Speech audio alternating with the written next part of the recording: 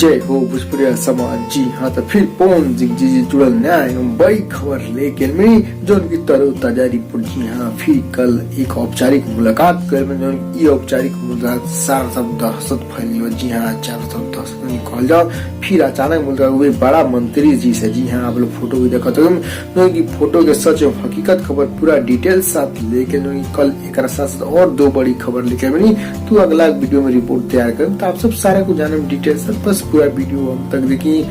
उससे पहले एक और रिक्वेस्ट करें हम आपसे कि यदि आप भोजपुरी आर्यन चैनल पर नया बनी जुड़े जरूर सब्सक्राइब कर ले, घंटी के याद करके दबा दें। जी हाँ, तो चलिए आप लोग बताइए नया जरूर ताजा रिपोर्ट बड़ी खबर मुंबई में। आप लोग पता बा पिछले सेट पर हैप्पी न्यू ईयर गीत भी लगा शूट कर और वो शूटिंग में जब फ्री में जाए तो आप औपचारिक मुलाकात करें अपना फिल्म टीम मेंबर के साथ। जी ऐसे फिल्म के बैनर तल जितना प्रोजेक्ट आए हुए ऐसी फिल्म कंपनी का सिन्हा जी बनी।